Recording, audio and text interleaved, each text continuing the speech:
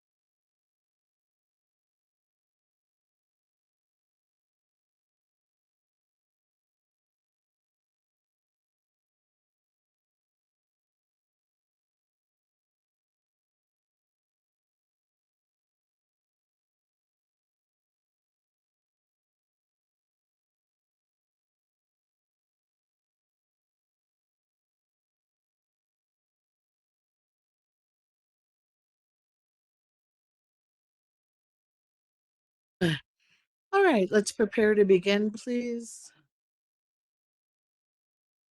Yes, please.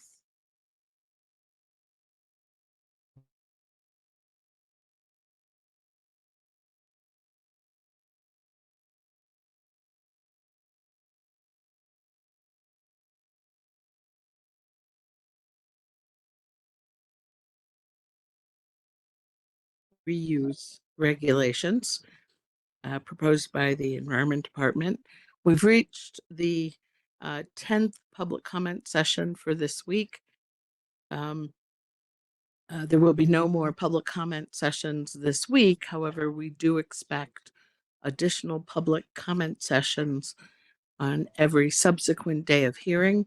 And although I can't tell you right now when those subsequent days will be, I can tell you that there will be some, and that if you stay in contact with Pam Jones or review the Water Quality Control Commission webpage, you will see notice of our subsequent days of hearing. So just a few things about public comment. Once, I'll ask you to collect your thoughts, as I can only call on you once. Two, I will ask you to swear or affirm that you're telling the truth. I will ask you to spell your name, and I will ask you to keep your comment within 3 minutes. So let me start with Pat Lehan. Pat Lehan? Do we have Pat Lehan? No? Okay. Do you want to unmute her or him? Hello? Hello, I'm trying to. Oh, there, I can hear you. Oops. Unmute her again.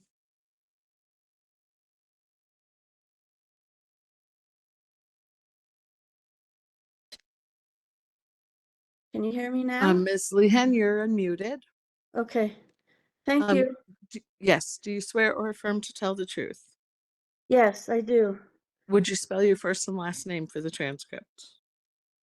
First name is Pat, P-A-T. Last name is Lehan, L-E-A-H-A-N. All right, so I'm going to start your 3 minutes now. Okay, and is it possible I have something to show during my 3 minutes? Is it possible to show it? Well, I'm not sure if you can turn on your video or not. If you can turn on your video, go ahead. Okay, thank you. I see you. Great. So we at the Las Vegas Peace and Justice Center in Northeast New Mexico strongly oppose the fracking waste water reuse rule. One main reason is that we've seen zero evidence, only promises, that community health will be protected. We see no genuinely regulatory measures or preventive measures put forth to keep us safe.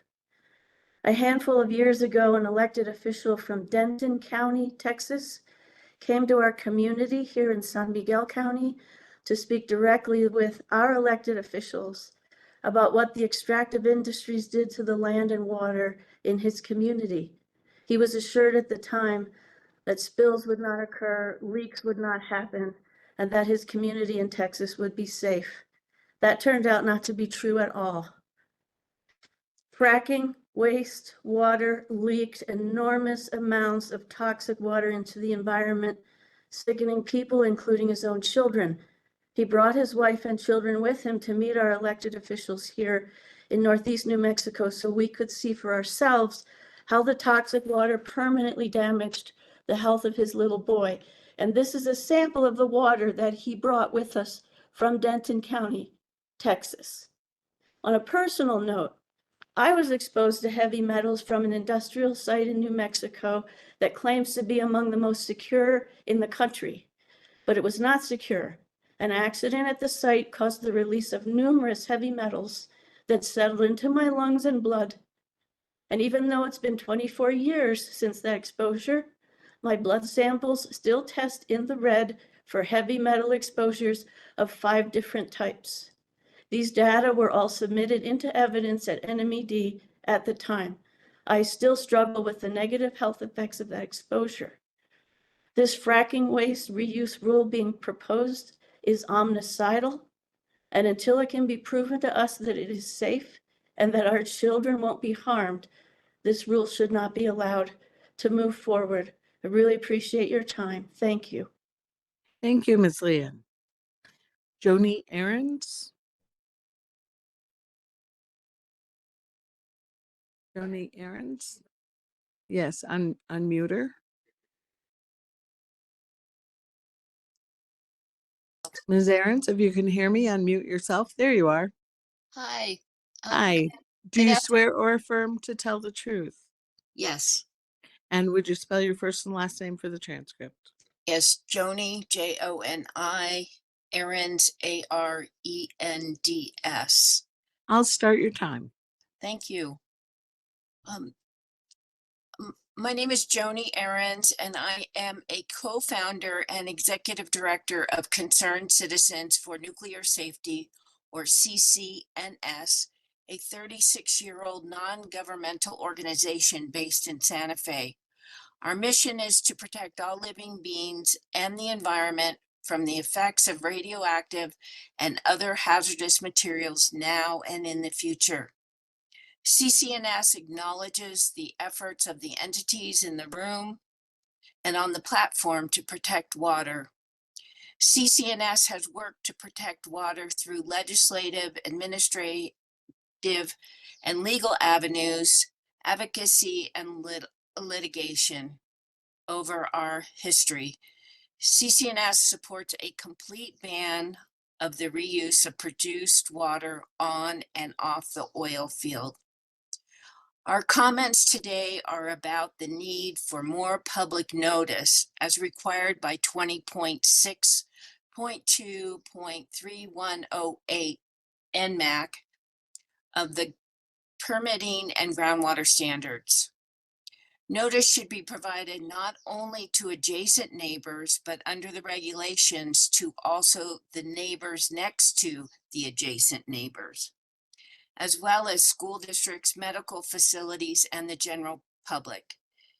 And that references 20.6.2.3108B. Our review of the proposed regulations or the proposed rule do not include a direct reference to the notice requirements in the permitting and groundwater standards. The notice of intent process that is being used for produced water demonstration projects or through the rule that's being implemented right now must be transparent to the public. It must mirror the public notice requirements of 20.6.2.3108 and MAC.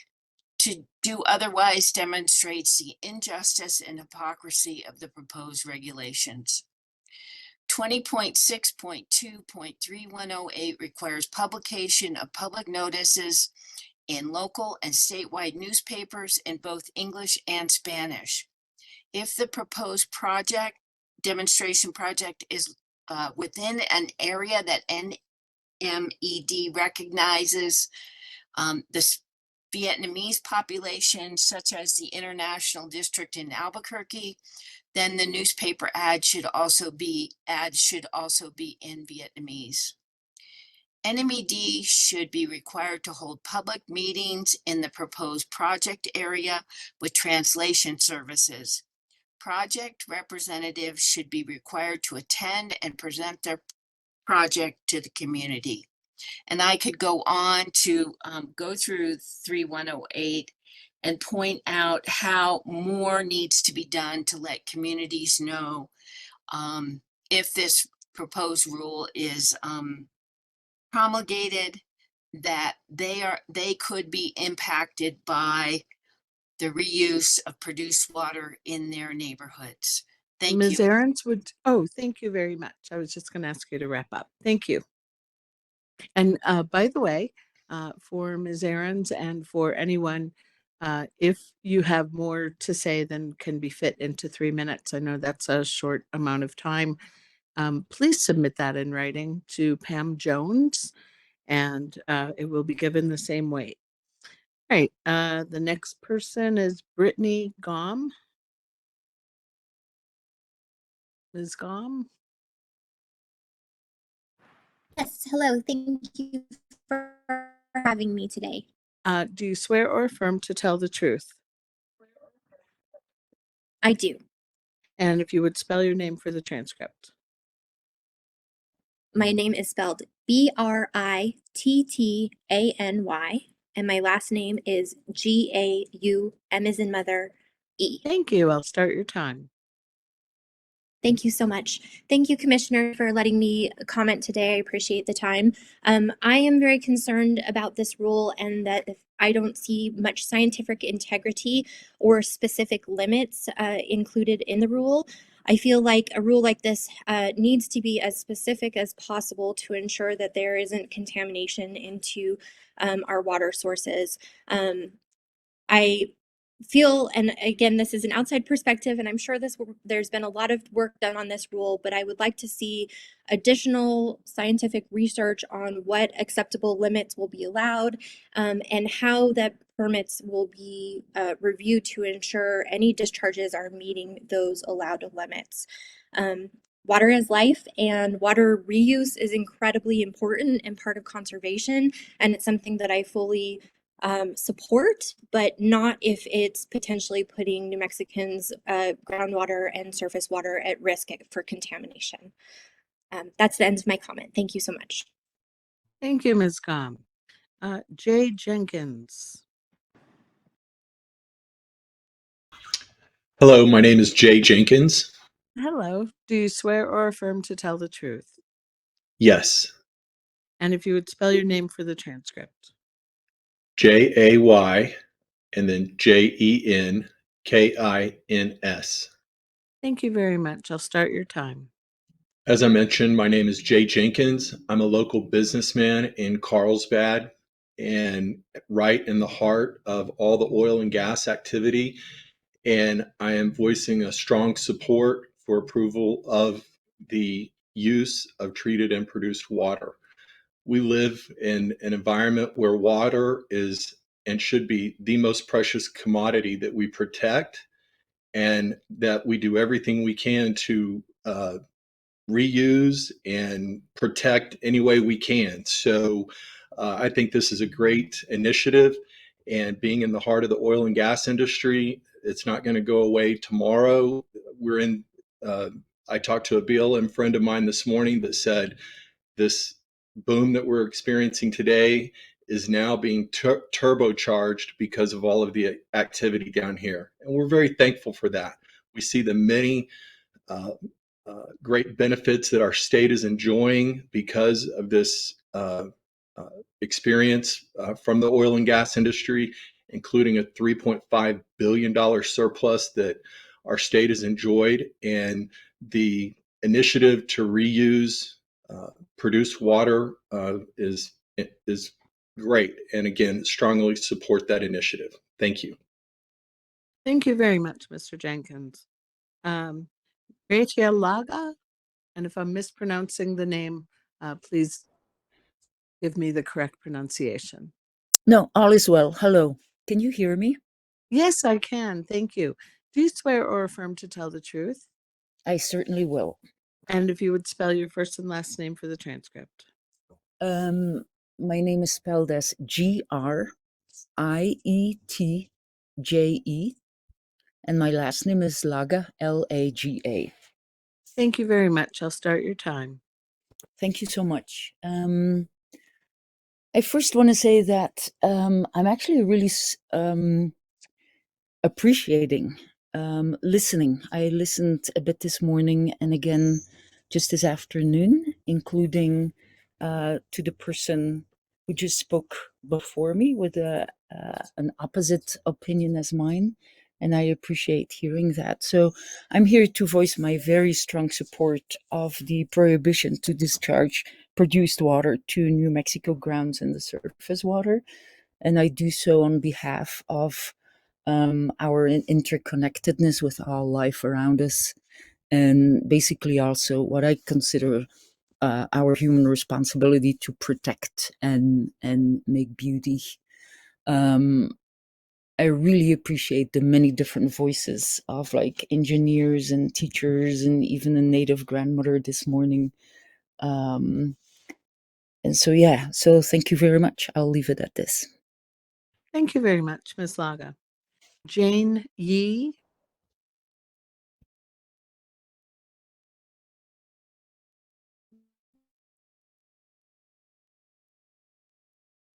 You've been unmuted, but you may have stepped away, Ms. Yee. All right, we'll come back if she rejoins us. Ralph Rons. My name is Ralph Rons, first name spelled. Hello. Can you hear me? Yes, thank you. My name is Ralph Rons. First name is spelled R-A-L-P-H. Last name spelled W-R-O-N-S. And do you swear or affirm to tell the truth? Yes, I do. Thank you. I'll start your time. Thank you, Chair and members of the Water Quality Control Commission, for the opportunity to provide comment on this important subject. My name is Ralph Rons. I'm a 34-year resident of Albuquerque, and I'm a board member of the Water Advocates of New Mexico and the Middle Rio Grande. First and foremost, I'd like to say that what has been submitted by NMED is, in my opinion, a politically motivated rule, not a science-supported rule.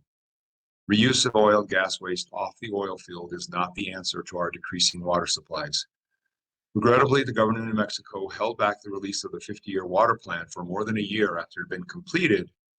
And when it came out in late 2023, virtually none of the 50 recommendations offered by the 2022 New Mexico Water Policy and Infrastructure Task Force, appointed, I believe, by the governor, to better protect and conserve our state's water supply were included. Governor's administration has, in my opinion, reneged on implementing or fully funding any of them. Instead, the 50-year water plan was revised to focus almost exclusively on costly, unconventional water supply schemes. And that we're seeing that now with this proposed rule. There is no evidence to support the claim that the regulatory agencies will be able to prevent spills. Spills of toxic fracking wastewater have increased 16% in the last year as enforcement actions are minimally conducted and wholly inadequate. This is another example of the governor and state legislature failing year after year to adequately fund the enforcement arm of the New Mexico Oil Conservation Division, and thus have failed to protect New Mexicans and the environment from contamination. Once our water is contaminated, there is no going back. Contamination of the land may be cleaned up, but it is very expensive, and the severe acute consequences of land contamination will always remain. In addition to lack of scientific standards and guardrails, I am not aware that the state of New Mexico has any financial assurance standards that will protect the state's taxpayers if this gift, as I regard it, to the oil and gas industry turns into the financial boondoggle and nightmare many think it will portends. Further, I was shocked by a comment made on Wednesday afternoon by an individual who claimed unequivocally that this toxic stew of chemicals and particulates can be cleaned up to meet safe drinking water standards. I'm opposed to this proposed rule by the Governor Lujan Grisham administration and believe it is scientifically lacking and wrong, and is also morally wrong and would be a financial nightmare. If a rule is to be crafted out of this hearing, please make sure it does not allow any use of produced water off the oil field and includes better safeguards than currently in place. Thank you, commissioners, for your attention all this week to hear the expert testimony and public comments. Thank you, Mr. Rons. Nancy Singham. Nancy Singham. Yes, I'm here, but I can't seem to start. Oh, there we go. Hi, Okay. Hello. Do you swear or affirm to tell the truth? I do. And would you spell your first and last name for the transcript? My name is Nancy, Nancy, Singham, S as in Sam, Ingham. Thank you. I'll start your time. Thank you. I'd just like to thank you for listening to my comments. I'm a retired APS kindergarten teacher, and since I retired, I've been working on climate change. I've listened yesterday to many of the comments here, and I had prepared some comments of my own yesterday, aimed mostly at opposing the reuse proportions of the current proposal. But last evening, I attended an open house at the Albuquerque Museum, and I came across a sculptured fountain in a small inner courtyard at the back of the museum that just stopped me in my tracks. You probably can't see this very well, and I can't see my screen, but I think I'm reverting to my kindergarten show and tell days here.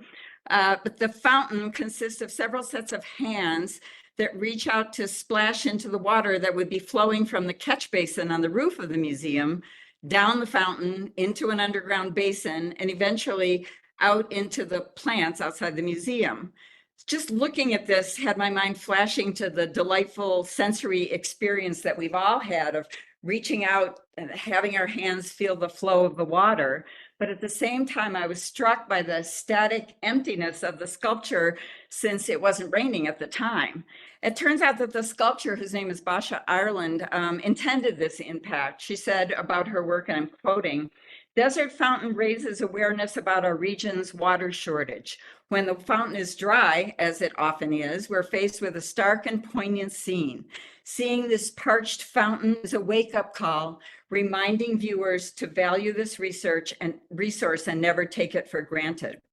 So as I was standing at this sculpture, I suddenly realized that all the regulations that we're discussing here today and all this week are about the commodity of water, which we monetize, buy, sell, trade, steal, borrow, move, contain, hoard, pollute, poison, make laws about, and fight over or share. But there's a more primary experience of water addressed in this fountain, and also of air, which is that water is the basis of every single speck of life on this planet, from the tiniest insect, the tallest tree, the tiniest piece of krill, to the blue whale. So today we're debating how or how not to use this commodity water that's been poisoned by the oil and gas drilling. At the same time, the sculpture showed me that to really address the deeper issue of water as life, to have an honest and lasting conversation about water, we must also be talking about building out a renewable, abundant solar and wind so that we can stop industrial drilling for oil and gas that's both using and poisoning our water and contributing to the climate change that is decreasing our water availability by 25%. Thank you. Thank you, Ms. Singham. Susan Crockett. Good afternoon. Hello. Do you swear or affirm to tell the truth? Yes, I do. And would you spell your first and last name for the transcript? Yes, SUSAN, last name CROCKETT. Thank you. I'll start your time. Right. Thank you, Chair and Commission. My name is Susan Crockett. I'm with Acclivity Consulting, and I live in Carlsbad, New Mexico. I too am at the forefront of the oil and gas industry, and I want to say that I'm very much in favor of using treated and produced water, as it saves fresh water. Water conservation is crucial in our arid state. Produced water will save fresh water for generations to come. My family and I love to camp and spend time outdoors, and natural waterways and wildlife are extremely important to me, and they both need fresh water. Appropriate and safe water reuse is extremely crucial to water conservation, economic diversification, and also workforce development. So that's the end of my comments, and I appreciate your time. Thank you, Ms. Crockett. Reverend Jason Shirley.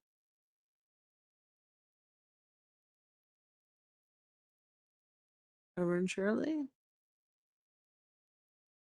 No? All right. We'll come back if he rejoins us. Jay Levine or Levine? Hello. Oh, hello. Do you swear or affirm to tell the truth? Yes, I do. And would you spell your first and last name for the record? Sure. Jay, Levine, Levine. Thank you. I'll start your time. Thank you. Thanks for this opportunity to provide public comment. Meaningful public engagement and consultation is a critical part of this process. Hello, my name is Jay Levine. I live in Taos, New Mexico. I am a board member of Renewable Taos. It's fracking waste, not produced water, and it is toxic. It is composed of a litany of chemicals and is frequently radioactive. We simply don't know all of the chemicals and whatnot the industry is pumping into the ground. The industry isn't required to disclose, and without significant study, we can't know what happens to the chemicals being pumped in and what changes they might undergo, which results in the toxic fracking waste that comes out. And of what we do know, it's my understanding that for much of it, we don't have adequate or any ways to test if a given chemical is in the fracking waste. And again, for much of it, we don't know what a safe level might even be. There is currently no known process to rehabilitate fracking waste. so it is safe to come in contact with. Disposing of this fracking waste has become a significant problem for the oil and gas industry. That's why we're here today. The industry is looking for uses for fracking waste. We must study fracking waste to determine what is a safe way to handle it, manage it, mitigate it, and dispose of it. It is insane that we have so much toxic waste that we do not understand. In a sane world, we would require understanding all of this before we allowed any more fracking waste. It is not produced water, it is fracking waste, and it is toxic. We need to look at this differently. We are not asking the right questions. We all know that because of climate crisis, we are already seeing less available water, and this will only get worse. Water is a scarce resource. It is well past time that we prioritize water use for real. There are many brilliant people in New Mexico working on this, water advocates. We must listen to them and fund these projects. We have to make the hard decisions now. We must prioritize our health over greed. We must end the use of groundwater and surface water for oil and gas production. We must prioritize the survival of life on Earth above all else. If we continue to burn fossil fuels the way we are now, there is likely no future for life on this planet. We cannot push this off to the future anymore. We have done that for far too long, and we are already seeing the consequences. We will see climate apocalypse in most of our lifetimes. How bad it gets is up to us. Be brave. Stand up for our rights, for our children and grandchildren, and for future generations, so that they may enjoy life in a world that is hospitable to them. Thank you. Thank you, Mr. Levine. Joshua Grasham? I'm here. Can you hear me? Oh, yes. Do you swear or affirm to tell the truth? Yes. I couldn't hear you. Yes. Thank you. And if you would spell your first and last name. JOSHGRASSHAM. Thank you. I'll start your time. I'd like to start off by being in favor of the produced water bill. I am a resident of Hobbs, New Mexico, where I live with my wife and 3 children. I chose to move to Hobbs more than 15 years ago from Albuquerque. The availability of water is crucial to our livelihoods in Lee County and force us to use fresh water for things like data centers, manufacturing, and roads is unjust. I am very cautious when it comes to my child's safety, but I'm more worried about the depletion in our state. My grandfather worked at Sandia Labs his entire career. I have no doubt that New Mexico scientists can appropriately treat produced water for the industry and non-consumptive uses. We need to stop being a state of either or and start being a state of both and. We can be safe and grow and diversify our economy, and use treated water is the bridge that will get us there. Thank you. Thank you, Mr. Grasham. Catherine Shira?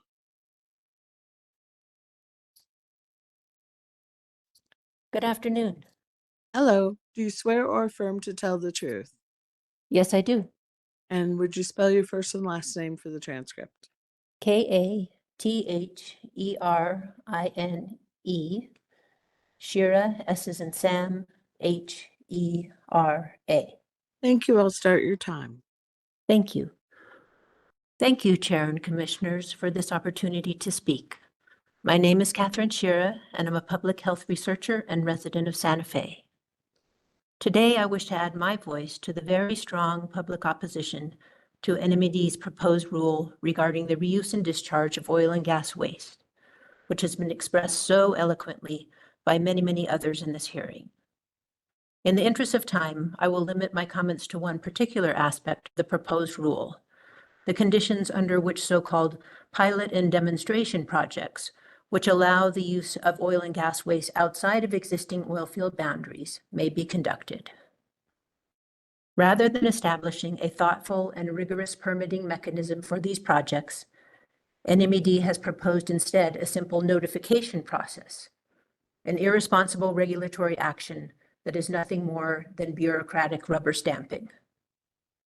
In order to prevent the entirely foreseeable damage that will result under this staggering lack of oversight, I ask the Commission to prohibit all use of oil and gas waste outside of existing oil field boundaries for the following reasons, many of which have come to light in NMED testimony during this hearing. First, the department has not established a rigorous permitting process for pilot projects, which is to say a process that creates clear, science-based and enforceable guidelines for these activities and includes community consultation in the proposed project area. Second, the department does not have the capacity to thoroughly review permit applications or the authority to reject applications that do not adhere to permit or other regulatory guidelines. Third, the department does not have the capacity to independently and regularly monitor approved pilot projects or to collect, analyze, and disseminate data regarding their conduct to the public, including data regarding the safety of workers. Fourth, the department does not have the authority to enforce compliance in the event that the terms of the permit are violated or that evidence of harmful or unlawful activity by the permittee emerges. Finally, it is simply impossible for any regulatory agency, NMED included, to monitor the health and environmental impacts of activities that involve unknown, undisclosed, and highly hazardous chemicals. Allowing the use of oil and gas waste outside existing oil field boundaries under the proposed regulatory conditions is a recipe for environmental and public health disaster. I ask the Commission to act courageously on behalf of the people of New Mexico and to prohibit all dissemination of oil and gas waste outside existing oil field boundaries under the rule now proposed by NMED. Thank you for the opportunity to comment on this critical issue. Thank you, Ms. Shira. I'm going to loop back to Jane Yee, who I understand may be able to unmute herself at this point.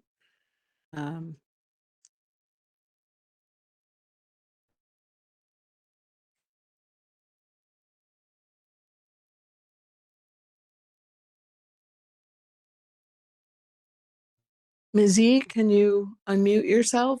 Pam has sent you a request to unmute yourself.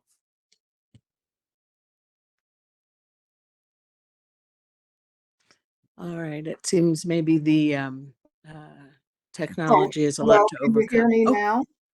Oh, yes, now I can. Thank All you. right, Do fantastic. you swear or affirm to tell the truth? Yes, I do. And if you would spell your name, please. Janeyee. All right, I'll start your time now.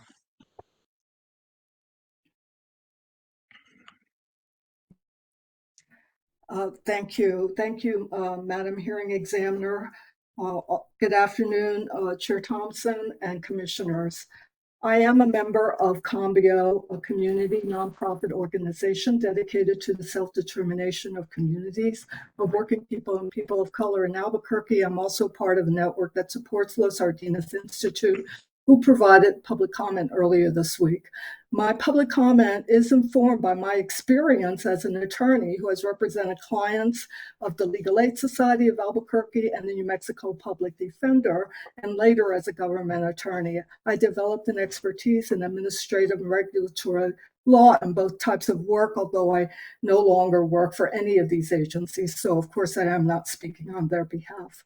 Cambio joins with the many individuals and organizations that have spoken out against proposed Rule 20.6.8, particularly because the proposed rule would authorize the reuse of wastewater resulting from the drilling or production of oil and gas outside of oil and gas fields without a supervisory permitting process governed by commission-adopted standards for the safe reuse of such water. The Commission's scope of authority is broad. Its responsibility to protect the waters of New Mexico is critical. The Commission cannot carry out its legislative mandate without imposing standards for the safe use of oil and gas wastewater or imposing a permitting process for the demonstration and pilot projects identified in the rule. The Produced Water Act, the Water Quality Act, and the basic due process principles that we all embrace in our system demand no less. I fully appreciate the government agencies must balance the interests of all their constituents, both corporate and community consumer interests. However, this balance is often difficult to achieve because of the economic imbalances in our society. As it stands now, the Commission depends on data from industry, but it doesn't have to be this way. I urge the Commission to decline approval of the proposed rule and instead convene a workshop at which communities could fully participate and even propose a rule. The communities should propose a rule themselves, as recently happened in a rulemaking before the Albuquerque-Bernalillo County Air Quality Control Board. This was the rulemaking on cumulative impact permitting. This community-authored rule that happened in Albuquerque-Bernalillo County Air Quality regulatory process, although it was not perfect by any means, began the inquiry where it should begin. That is, how does proposed economic activity affect the health and well-being of our communities? And with that, I'll end my comment and refer to all the concerns that communities have stated this week. Those concerns are extremely valid and extremely important for the Commission to review and take into consideration. Thank you. Thank you, Ms. Yee. I believe we have someone in the room, Wendy Johnson. Come up and make sure the microphone is shining. This one that, is it green? No, not that one. This one. Okay. How about now? Terrific. Do you swear or affirm to tell the truth? I do. And if you would spell your first and last name for the transcript. Dr. Wendy, Wendy Johnson, Johnsson. All right. Thank you, Dr. Johnson. I will start your time. Good afternoon, Chairperson and members of the Commission. I am a family physician and a public health professional with a long career as a clinician, a policymaker, an advocate, and a medical director. I am also a Parciante in the Sequia Commission of Chupadero and a member of Healthy Climate New Mexico. I'm coming to you not as a hydrogeologist or toxicologist or legal expert, but as a public health expert with a deep respect for the importance of safeguarding this absolutely critical and non-renewable resource that everyone in this room depends on and owes our lives to. The history of public health is littered with serious harms and catastrophes caused because those in charge, usually heavily influenced by the corporations who stood to benefit, assumed that a substance or a practice was safe for humans. Who remembers leaded gasoline and paint? I absolutely do, because I was the medical director of the Cleveland Department of Public Health, and I had to deal with the aftermath of that heavy metal infiltrating the soil and water supplies of my home city, causing health problems for thousands of children. How about the Aaron Brockovich story? As an energy company assured the public that the high rates of cancer and unexplained illnesses in the community of Hinckley, California, near their compressor station, couldn't possibly be caused by their wastewater ponds. Come to find out, the cancer-causing heavy metal they used in their cooling system spilled out of the ponds into the groundwater. We have only to look at Cancer Alley along the Gulf to see what happens when we simply trust the industry when they say that chemicals they're dumping into our air and water are safe.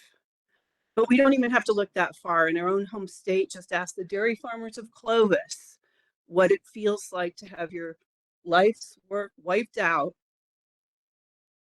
in a moment because PFAS leaked into their water supply.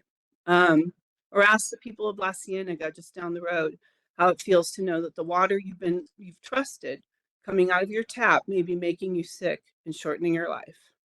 Now those from the oil and gas industry who stand to benefit from allowing liberal wastewater use are asking us to trust them again. It's the most deadly game of Lucy holding the football for Charlie Brown. Please don't play that game with them again. They say, trust us, the water is safe to use on crops until we find deadly chemicals contaminating the groundwater for miles around. They say, trust us, we'll only use it for industrial purposes until there's a leak or a spill, like what happened in Hinckley. Instead of creating regulations that will ultimately encourage the industry to create more contaminated water, we need to think about ways to push the industry to develop technologies that minimize water use and the impact on the environment. I don't envy your job. I understand the legal issues are complex, but I would ask all of you to imagine yourselves 5 or 10 or 20 years from now and think about your legacy. Do you want to be the individuals responsible for thousands of illnesses and deaths? Or would you like to look back and know you did all you could to safeguard our precious and sacred water supply for generations to come? As a physician, as a paciente, and as a person who loves and serves the people of New Mexico every day, I implore you to use the language that will most reliably protect New Mexicans and not turn our state into the next cancer alley. Thank you. Thank you, Dr. Johnson. Is there anyone else who would like to offer public comment? There will be additional opportunities for public comment as part of this hearing. I simply can't specify the day or time, but we will give plenty of notice. Anyone else? Nope. All right. We are going to return to the technical case then. But actually, before we do need to have a discussion as to when we're going to reconvene after today. And we have to have that discussion so that the Mr. Maxwell can hear us. And I believe we now have 4 commissioners online, all of whom also need to hear us. I also see some counsel on the platform. So I'm thinking that we probably don't need that discussion on the transcript, just the result, right? Because we're just comparing calendars at this point. All right, so thank you. We'll go off the record for a little bit.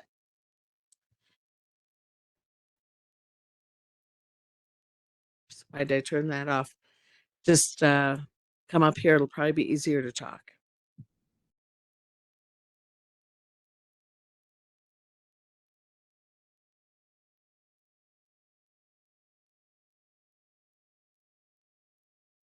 Okay.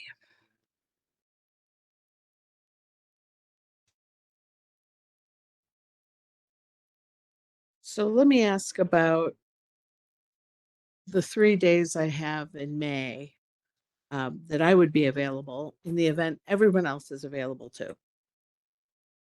May 29, 30, and 31. It's well after Memorial Day. May 29, 30, and 31. I am not It's like available. This is Jonas. Oh, Commissioner Armstrong. Okay. Okay. You're not available. You're not available. You're not. Okay. So it. Yeah. Okay. Okay. June 3rd through 7th. I don't like that sound.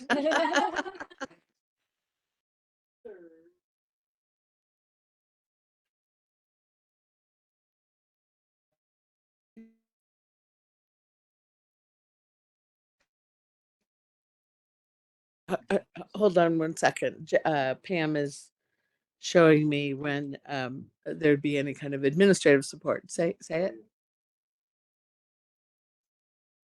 Okay. So that would leave the 4th, 5th, 6th, 4th, no. Okay. Okay. And what Pam is telling me is that she will be alone in the Office of Public Facilitation on the 5th and 6th, supporting a different hearing. She's cheating on us. Okay. Yeah. That's right. Drinking water. All right. What about June 12, 13, 14?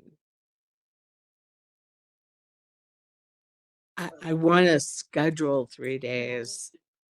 Just yeah. This is Jonas again. I have a conflict on the 12th and 13th. So you are not going to be available.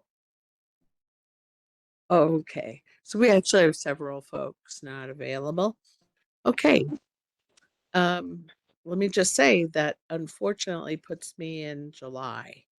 I'm just out of state the whole second half of June. And I have a hearing with EMNRD on July 2nd. I am otherwise entirely open. So I'm wondering, yeah, sure. Okay, so I'm wondering, the second week of July, July 8th through 12th. Yeah, yeah, okay. What are your London dates then? 8th through the 18th? Okay. 17 to 25, you guys are killing me. Okay, so let me ask you a question then. That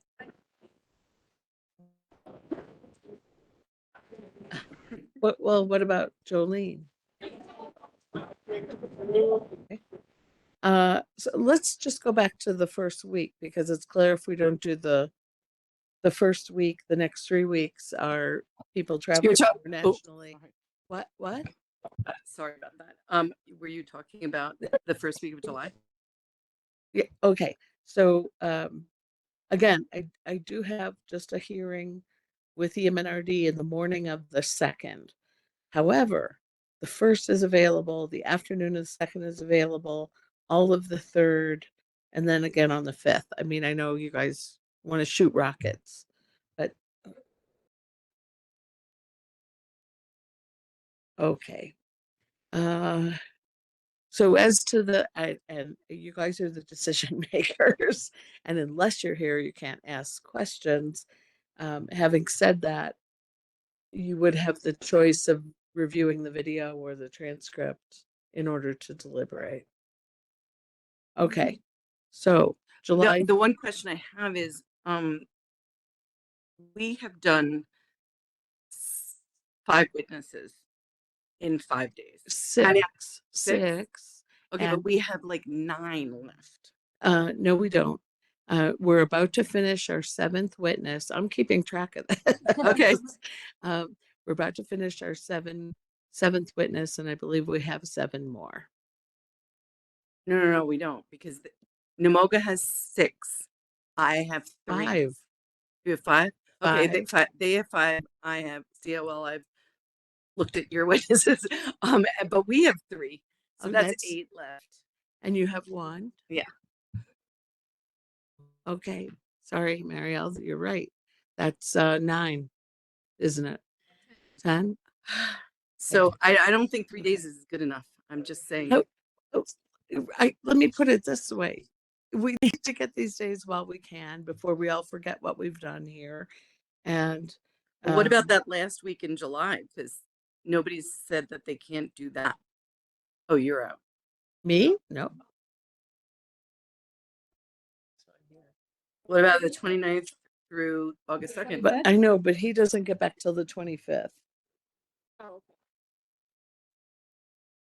Yeah, yeah. I'm sorry.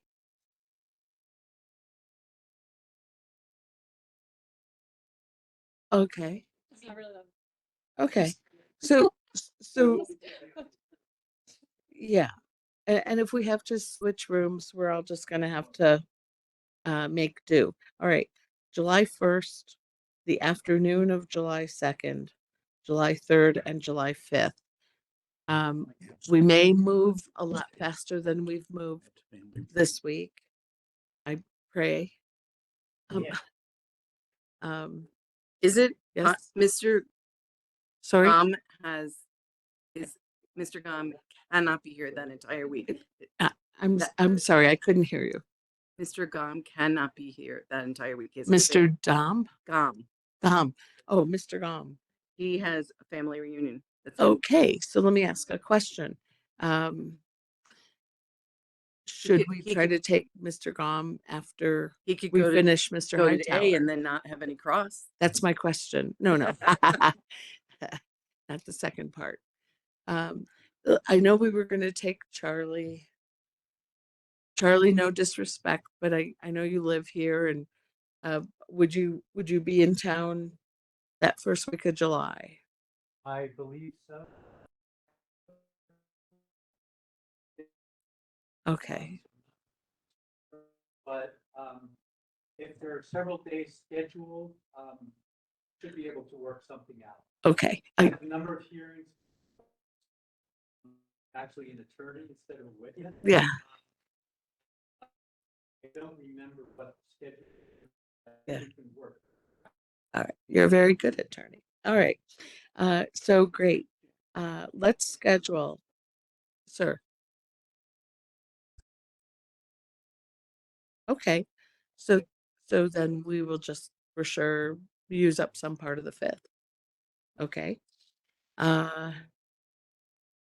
Okay, I know that's a little cut up, but I think given the size of our group and everything we're juggling and the importance of at least making progress, I'd like to do that. So I would like the department to notice up that we would begin the morning of July 1st, continue the afternoon of the 2nd, the 3rd, the 4th, and the 3rd and the 5th. Tanis.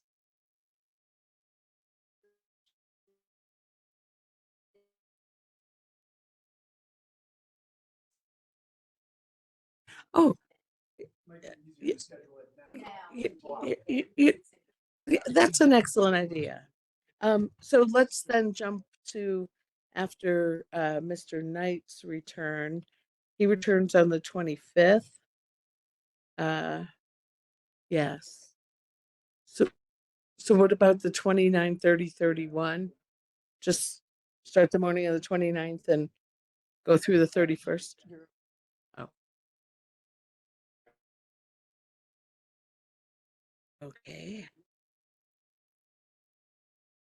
Trying to everything else. Sure. Sure. Okay. August 1st and 2nd. Yeah. I have a conflict What on the about this? 2nd. This is Who's this? Paladigo. Oh, thank you, Commissioner. Don't you think it Okay. would be better if we just did it on the 20 that week and then we'll be done? The week of the 29th and have it. No, he can't. Oh, you can't do it that week at all. Only on the 2nd. The 29th to 1st, I'm good. Okay, we have a lawyer for whom it's not good. All Okay. right, August 5th and continuing. The commission is already apparently meeting on the 6th. Oh, what? Oh, on the 13th. No, I don't want to jump that far yet. 5, 6, 7, 8, 9. I'm also out all that week. Okay. Okay. So Commissioner, all due respect, it's good for everyone else, so I'd like to tentatively schedule it. Okay. 5, I'll 6, be out. 7, 8, 9. Just start on the 5th and march through the dates as we need. Hopefully we won't even need to go there because we will have done a great job of wrapping up back in early July. Yeah. Sir. Sorry, can you say those names again, Alicia? Yeah. Okay. Commissioner Armstrong. So again, during the week of July 1st, right? All day on the 1st, the afternoon of the 2nd, all day on the 3rd, and all day on the 5th. And then in August 5, 6, 7, 8, 9. Okay. Just marching through there as necessary. Okay. And sorry for using your first name. I'm being informal because I thought we were off the record. I have a little, knowing that we have that full week, I have a little bit of concern about scheduling on July 5th for, if we're trying to ensure public opportunity to be involved and pay attention. Okay, so does anybody else share that it's concern, or am I just? I think it's really important that we make use of the days that the commissioners are available and the parties are available, We've had 2 public comment sessions on every day of the hearing. We've had voluminous, actually, public comment. And what with July 4th Sorry, I don't being on a necessarily mean opportunity for Thursday. public comment. I mean the opportunity for the public to follow the hearing. But I hear you. Okay. If it's important to them, I think they're going to have to recover from their 4th of July festivities. But sorry. Okay. So, and you said that you still need to check with your witnesses. I think we've identified enough days that we will make accommodations as necessary. Okay. Anything else? Yeah. So we have the dates in July and if needed. Correct. What should we do? And we're going to notice them all up, and it's going to definitely use the words as necessary. Thank you. All righty. So let's go back to the examination of Mr. Hightower. Thank you, Cheryl, for hanging in there with us. Okay. Mr. Wexler, before you start, I have a request from a commissioner regarding Appendix A to NMOGA Exhibit 139. Apparently there's a list of, what was it, analytes or something in Appendix A. I think that might be NMED Exhibit 139. Is that right? It says NMOGA Exhibit 139 on the bottom of Let me it. see what it is. Oh, we're talking about the paper that we just provided? Yes. We'll look for it. Okay. And if we have it, we'll bring it. Appendix A. Appendix A, understood. And we're starting again. Yes, Appendix A. Okay. To this paper. Got it. If you would get it into the record, we have had a request from a commissioner. Okay. All right. Mr. Hightower, I see you're with us. Mr. Wexler, go ahead. Thank you, Madam Hearing Examiner, Officer. Mr. Hightower, I appreciate all of your testimony this morning, and because you said a lot, I've been able to cut my questions down, I think, to just 5 questions. And the first one is finishing up the conversation we were having earlier, and this has to do with the 5th thing that was on the exhibit we were looking at. And I know you don't have the exhibits, but this one is another one of your fact sheets, NMOGA Exhibit 39. And this one is entitled Produced Water Fate Transport and Risk Modeling Analysis. And there was a little bit of discussion with you on Wednesday about risk modeling.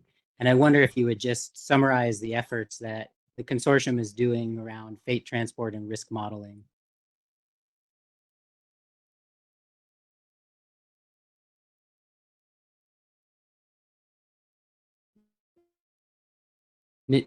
Mr. Hightower, I think you're muted.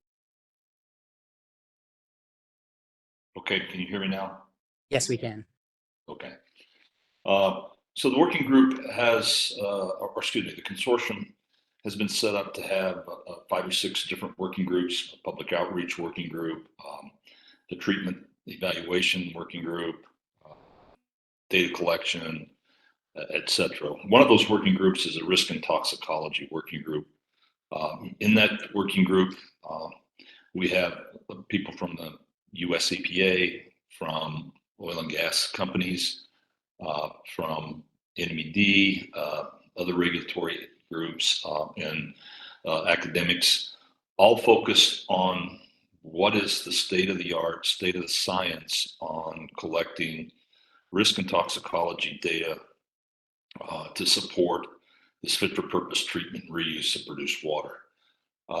So that group has been looking at not only the current gold standard for that, which is wet testing. That's kind of the approach that we have at our disposal and is used across the country. But we've also been looking at other types of risk assessment tools to see if we can't even make that risk analysis and hazards assessment even better. So the focus of that working group is to try and, excuse me, and identify additional approaches. One of those that's been suggested is called PNEC, which is predicted no effect concentration, and be able to model that in different organisms and assess transport of those constituents in different applications like groundwater, irrigation, and quantify what would be the minimum no effect concentration of any types of constituents we can find in the treated produced water, and try to make sure that we can treat to levels that are below those no effect concentrations. So that's the focus of our research on risk and toxicology. And that working group put together a public notice, not a public notice, essentially a fact sheet that suggests some of the things that we're looking at to try and move forward in doing the best science we can on the assessment of risk and toxicology and fate and transport of constituents that may be in a treated produced water. That's the purpose of that fact sheet, to kind of let people know what we're doing, how we're moving forward, and the approaches that we're taking. Understood. Turning to the subject of treatment trains that you spoke about on Wednesday, and there's some in your exhibit. Has the consortium itself been working on treatment trains for treating produced water?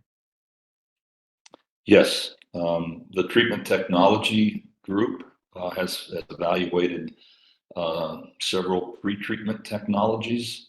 We've evaluated several treatment technologies, and through the resources at New Mexico State, we've been evaluating post-treatment and polishing technologies to look at the treated produced water and pre-treated produced water, and looking at, can we meet the current requirements or potentially emerging requirements for removing constituents down to the levels that would be able to pass the wet testing, or even in the future, these PNEC criteria, the predicted no environmental no effect concentration. So we have activities in all of those different areas. Also, you can call them primary, secondary, and tertiary treatment. But we've been calling them pre-treatment, treatment, and post-treatment, so that the post-treated water or polished water would meet this identified criteria for different fit-for-purpose uses.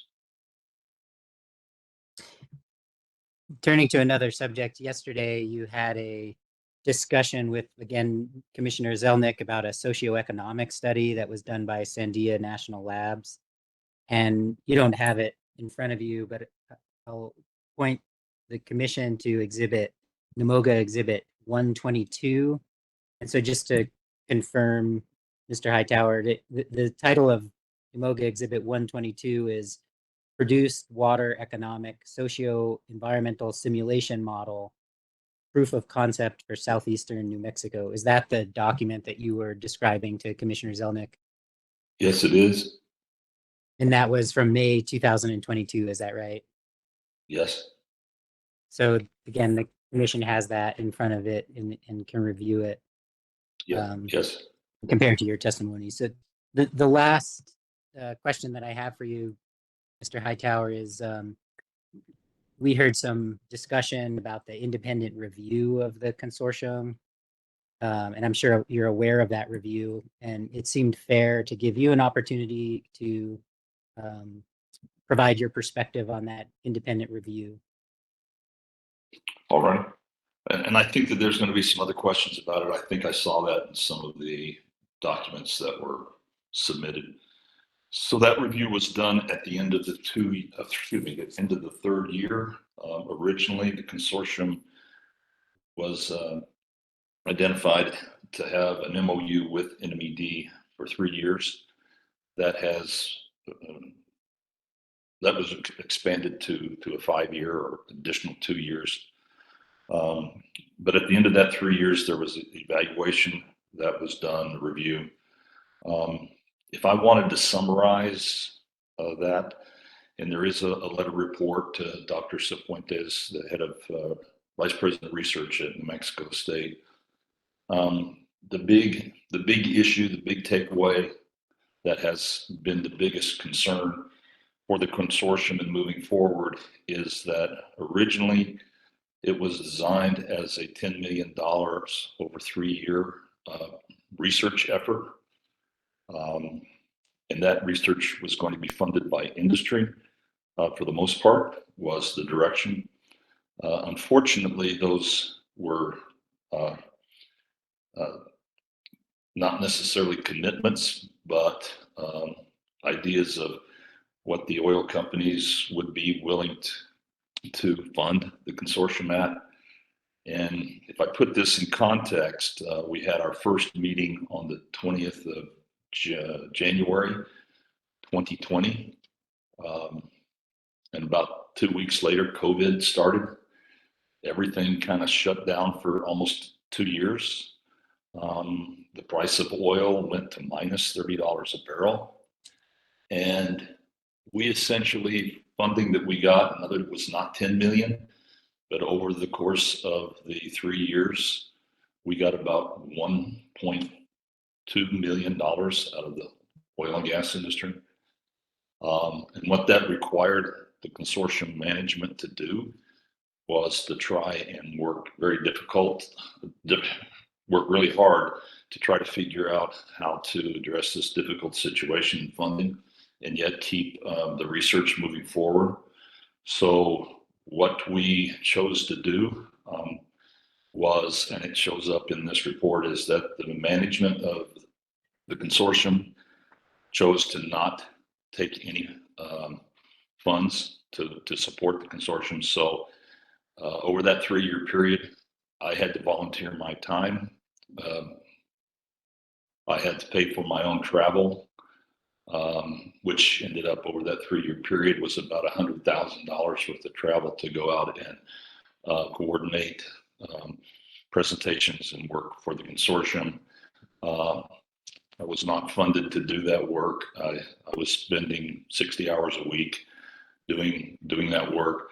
The Dr. Xu was not paid either. She had to fund herself and her students through her own funding that she could produce. So without that funding, also in New Mexico State, we didn't have funding for support staff. So we did most everything on our own. We had some minimal support for activities, but that was paid for by New Mexico State. So the research dollars that we did get in from the oil companies, we tried to put that to the best use we could.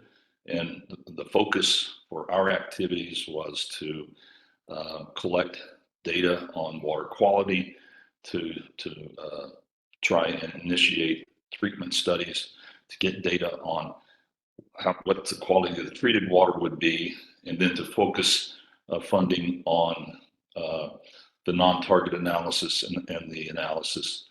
So we tried to save as much money as we could to fund those activities that were tantamount to providing the data that's needed by NMED.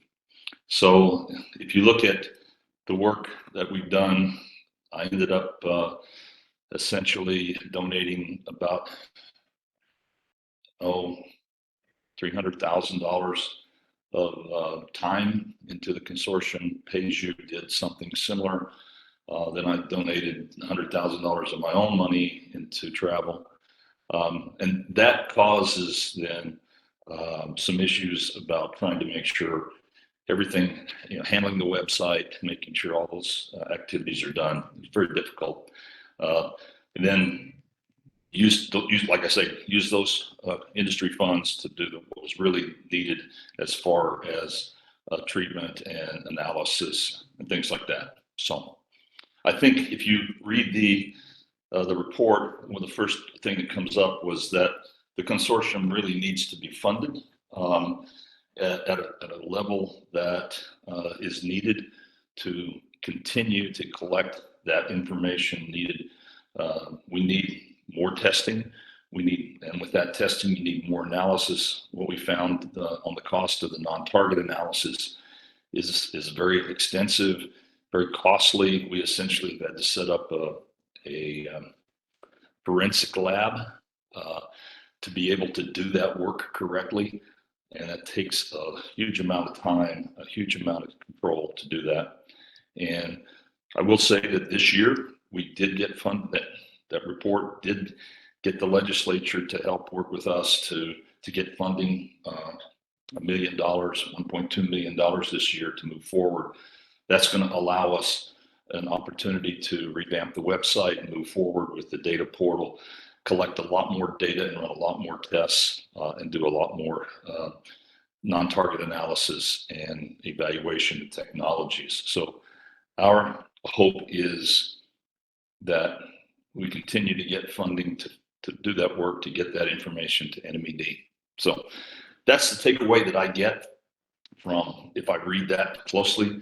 I have talked to some of the people that did that evaluation, and that's kind of their comments also, is that they don't know how we were able to handle some of the things that we did do under the budget constraints and the COVID constraints that we had. But so that's my summary. Fair enough, and appreciate all the work that you did do, and thank you again for taking your time. No further questions. Thank you, Mr. Wexler. I have lost the note that told me where we were in the order of cross-examiners. Ms. Taylor, you've completed your questioning. And my memory is that Mr. Cox completed his. Is that true? That's correct. Thank you. And then we had moved to Mr. Davis. Mr. Davis, you had completed yours? All right. And so now we're moving to Mr. Dodd, or you were done? Thank you very much. Ms. Nanasi.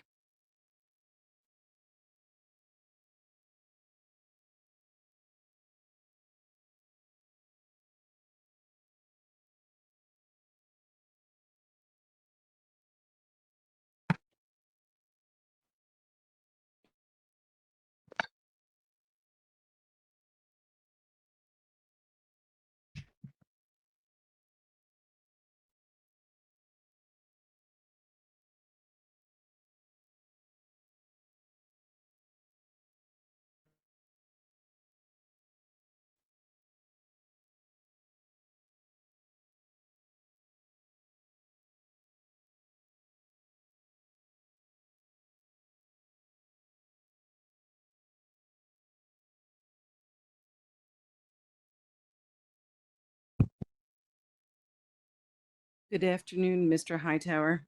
Good afternoon. Who wrote the notice of intent that you filed on April 15th, 2024? I did.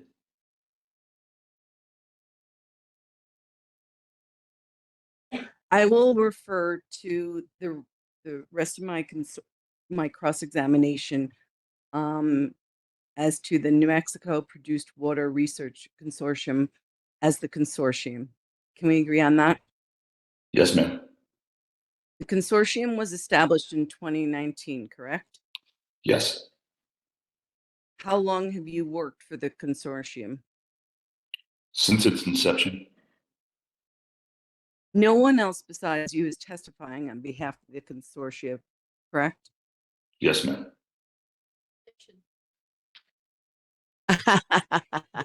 That was a trick question. Maybe no one else is testifying from the consortium? Is that a question you would like to Yes, ask? it is. Because that's not the question I like to ask. Oh, okay. Maybe I misunderstood the question. If you ask it again, maybe I'll be very careful. I'll be very careful with my answers. Okay. Has there ever been another director of the consortium? No, there has not been. Who do you report to?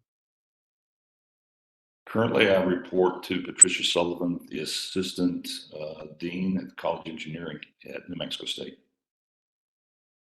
Is there, do you meet regularly with him or her? You Yes, I said do. Patricia, is that what you said? I didn't Yes, hear. it is Patricia. Patricia, yes, ma'am. How often do you meet with her? We generally meet once a month. That's And what is- we're scheduled. Generally, we meet that schedule and we talk maybe once a month in between or twice a month. And are there reports written reports that you give to her? No, what I generally do is provide her with information. I do generally quarterly or bi-monthly news notes of activities.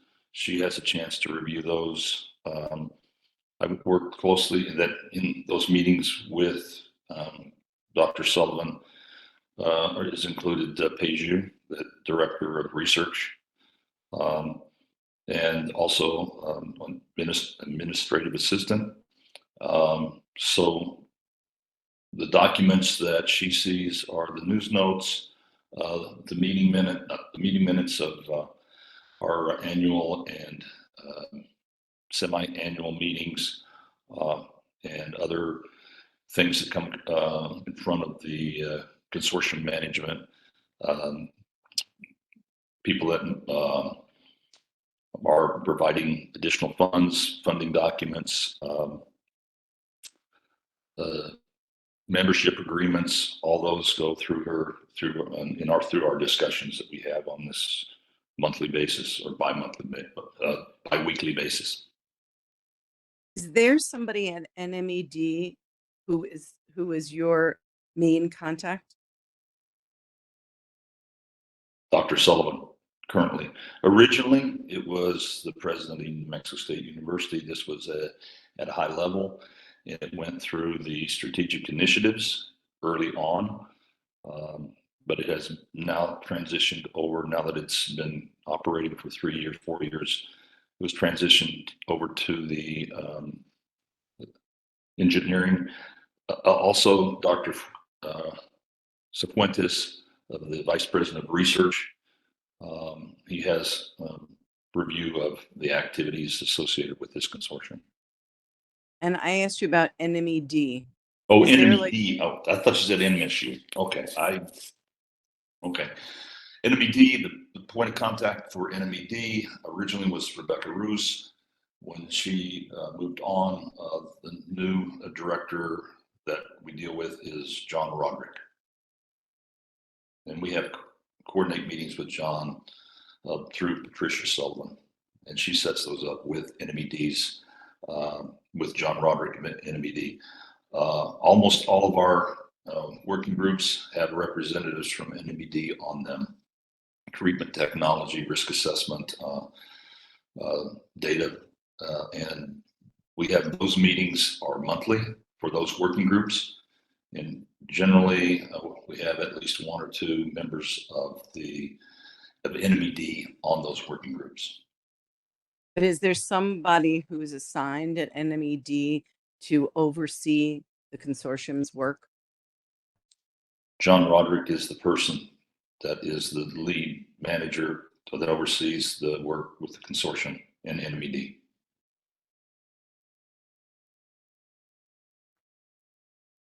Does the consortium have a document management and information protection plan? Yes, it does. Where is that? It's on the website. Where? It should be under our internal documents section of the website. Who maintains your website? Our website's maintained by a person at New Mexico State. Who is those? Currently, it's Clara Wells.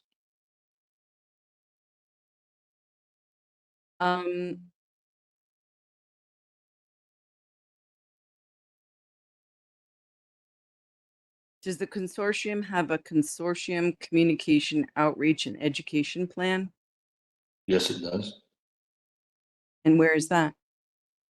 It's also on the consortium website under our consortium documents section. So I heard you just say that in the beginning, when you first were a director of the consortium, you were unpaid. Is that right? In 2019? I was unpaid in 2019, 2020, 2021, and 2022. And in 2023, after the review, New Mexico State tried to identify some funds. And for 2023, I was paid about $12,000. And where'd you get paid from? Who paid you? It was paid out of New Mexico State's Dr. Sequentis' research budget. Or I should, between Dr. Sequentis and Dr. Sullivan, they had strategic initiative money for the university that paid that $14,000. So in 2023 was the first time that you got paid for your work as the director of the consortium? Yes, ma'am. And did you receive any funds from anywhere else between 2019 and 2023 For my work on the consortium? for any work or non-work? Yes, I had a retirement from Sandia National Laboratories. And other than the retirement from Sandia National Laboratories, did you get any other compensation or remuneration from any other source? No.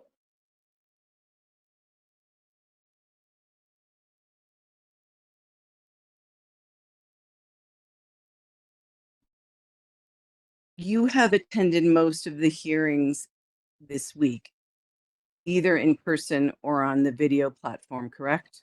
Yes, ma'am. Did you take leave of absence from the consortium, or are you receiving your regular salary or compensation for this week?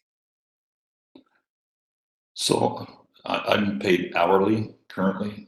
I can charge up to 2 hours a day for the consortium, but I generally don't charge much for the consortium. I don't charge the hours that I work. I have to charge enough hours to so that the account doesn't look like I'm not an employee. But no, I have not charged any hours this week or last week to the consortium for these activities. And what about for your testimony? I haven't charged any money for that either.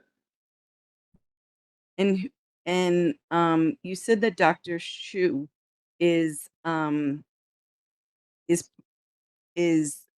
scientist, correct? Who works at the consortium? Yes, she's a professor at New Mexico State in the Department of Civil and Environmental Engineering. And so she is a tenured professor at New Mexico State. And so And she's the research director. She's always been in charge of the research director as the research director for the consortium. and she gets a salary from NMSU. Is that right? She gets a salary from NMSU, plus she gets salaries from research projects. Typical universities, a part of the professor's salary is research projects that they bring in. They get a stipend for that. And then that research dollars also then is used to support graduate students, laboratory activities and research. So that's the standard approach that you see at most universities. So her salary covers most of her income, but her research then it covers some of her income and income for her graduate students and others. On the consortium's website, it only lists you and Dr. Shu as the leadership team, correct? Yes. How many members make up the consortium management? Dr. Shu and myself. So when there's a decision to be made, like who should testify in this case, for instance, is it just between you and Dr. Shu that determines that? No, it's Dr. Shu, myself. We bring in other professors like Dr. Zhang and Dr. Let's see, Dr. Sullivan had an opportunity to participate in how we should move forward, what are the directions, etc. But it is that Dr. Young, those are the 5 people that have the most influence as far as management and direction of the research for New Mexico State and for the consortium. And those are all the people who reviewed your testimony, right? That is correct.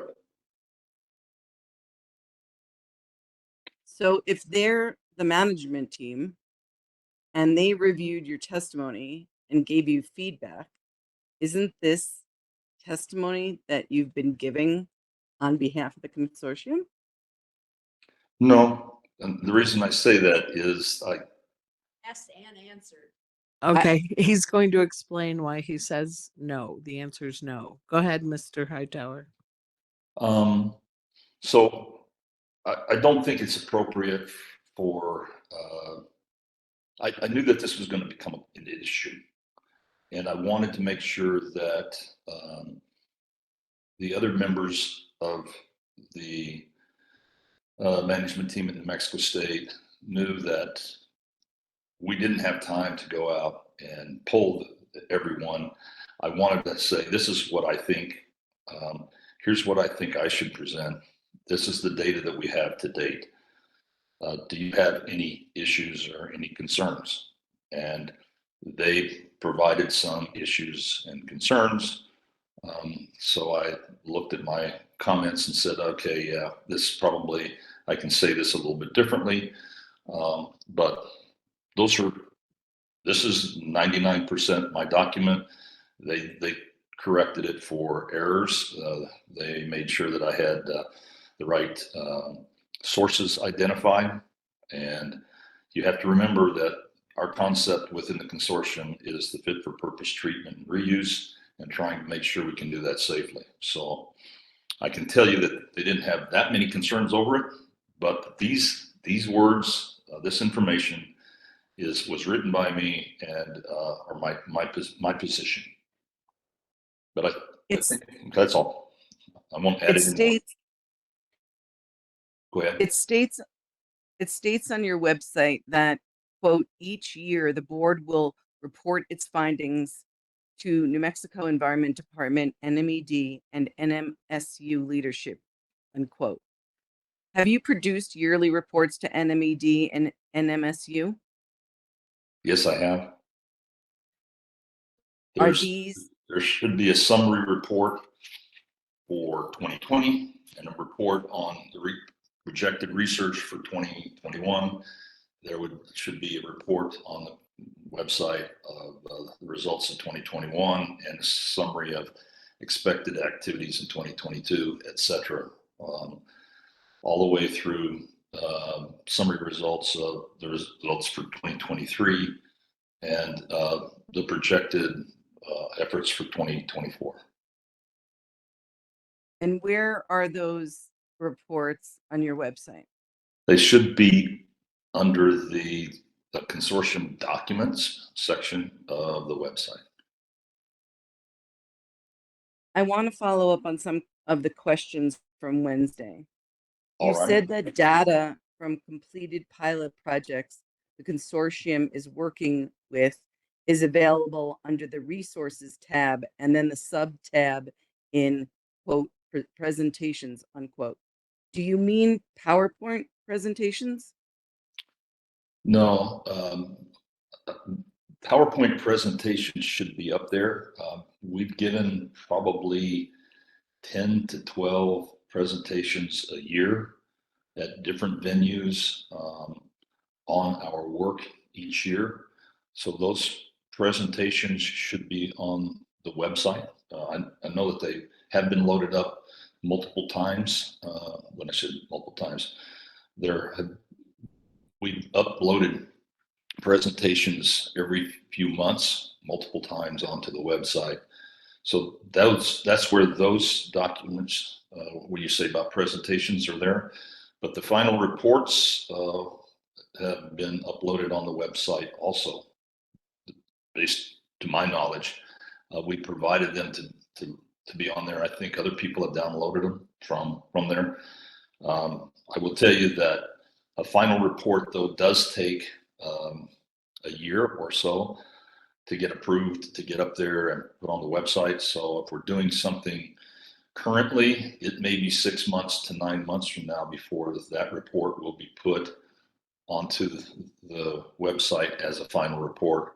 In the meantime, what we do is every 6 months we have mid-year and then an end of the year meeting to provide the status of the current research, the results that we're generally finding, and for the consortium, what to expect from the final reports, etc.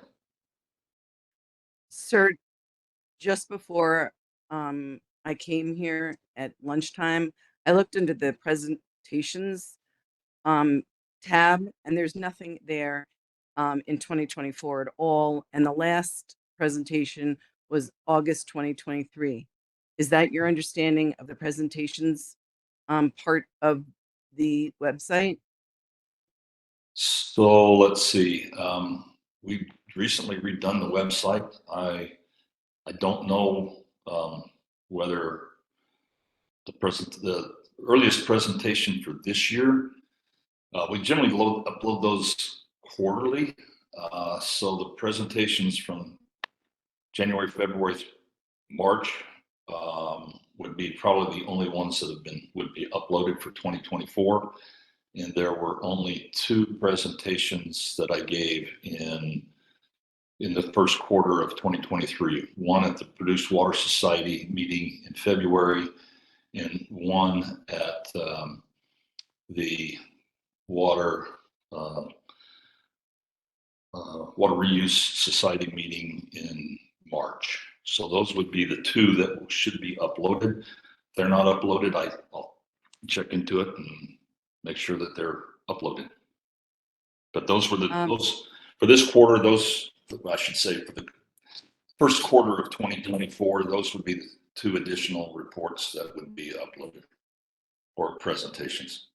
So your testimony is that these presentations after August 2023 should be uploaded, but you cannot confirm that they have been, correct?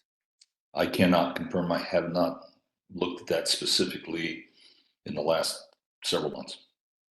And so I want to ask you the same question about the completed pilot projects and that data. So can you think that they are, but you don't know that they are, as in you cannot confirm that the website data from completed pilot projects are located on the website. Is that true? I have not looked at the website since we've revamped it, so I cannot tell you for sure that they're definitely there. Okay.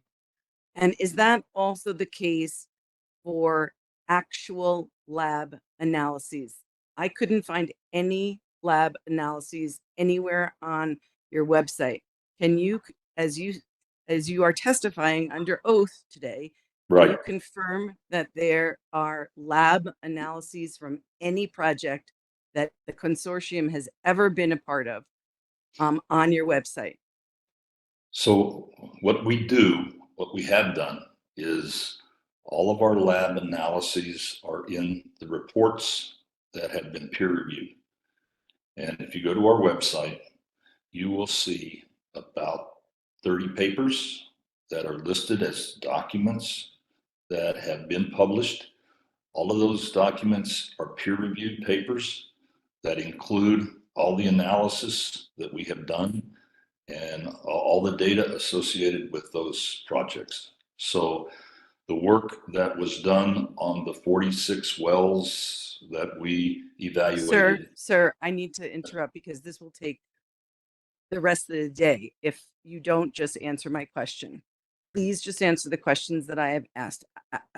Madam Hearing Officer, I would ask that Yes. the witness please just answer the question that I have asked him? Yeah, Mr. Hightower, a lot of your answers are long and they're informative, but at the moment, Ms. Nanasi is trying to focus in on the current state of the website posting. So please do just answer her questions. Sure, Can all I the just- data. Okay. Can I just ask you again, please, sir? The question is, are the actual, I know that there are peer-reviewed scientific papers. I'm asking you about the actual lab analyses from the pilot projects anywhere on the website. Can you confirm that they are there? They're in the peer-reviewed journal articles that are on the website. But not All the the data. lab analyses are not in the peer-reviewed scientific journals, correct? Those are interpretations of the lab results, correct? No, I don't believe so. I think that you'll see that most of those include all the laboratory data also are in as a data set, as appendices to those reports.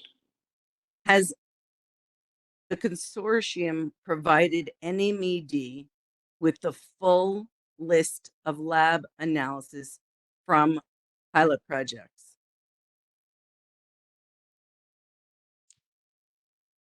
What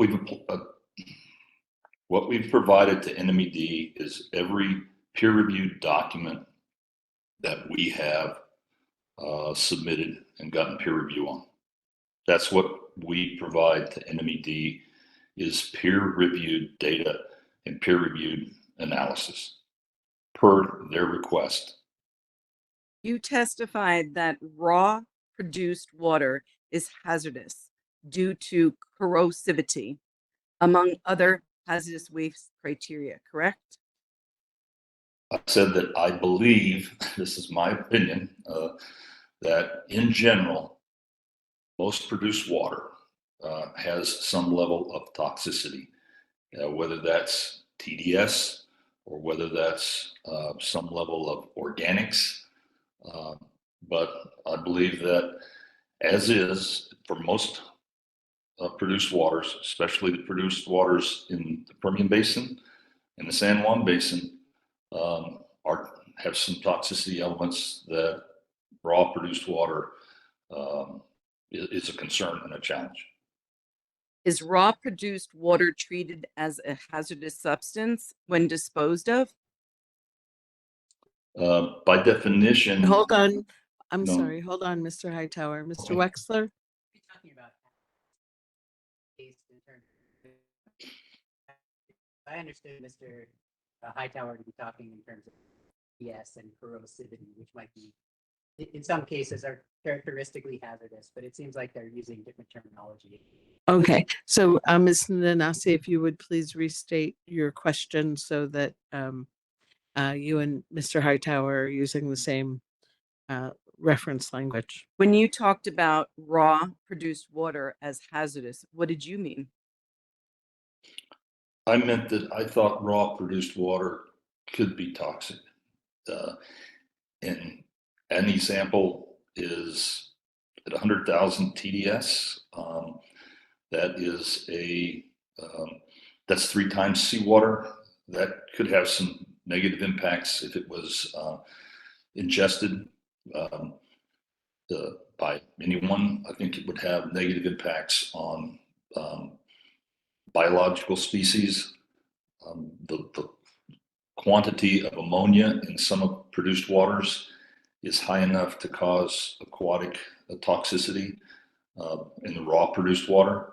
So those are some things that when I say it's could be toxic, I'm not necessarily toxic to just humans, but I think we have to look at aquatic species, etc. So that's what I meant by toxic in my definition, is at levels high enough to cause some potential harm to a range of biota, etc. Is raw produced water treated as a hazardous substance when disposed of? Yeah, I think as a hazardous substance, it's handled that way. I'm not sure it's called by definition, it's not a hazardous waste because it comes from the ground and it goes back in the ground, but I think it's potentially a hazardous substance, yes.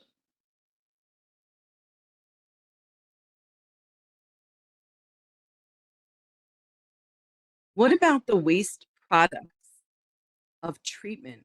Are they tested for hazardous waste criteria before being disposed of?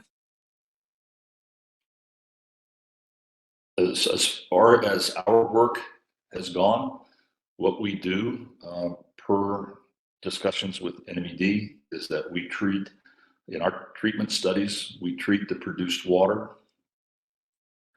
We then measure the treated produced water, and then we combine it with the waste stream such that it's reconstituted as the original produced water, and then we dispose it as produced water per OCD regulations in a saltwater disposal well. So currently within our work, we have not disposed of any of the concentrate from a treatment process, because what we have done is recombined the treated water with the concentrate to reconstitute the produced water and dispose of it per OCD regulations. So currently, we have not disposed of anything as more than produced water. We haven't disposed of any concentrate yet.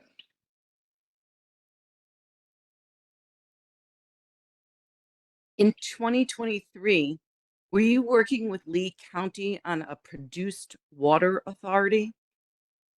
Yes, Are you still? I'm providing information to them. Yes, I am.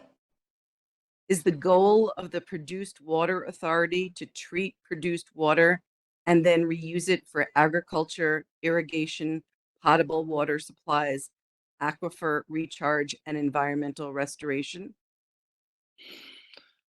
Not necessarily. The produced water authority would be potentially a management authority to allow the county to manage treated produced water.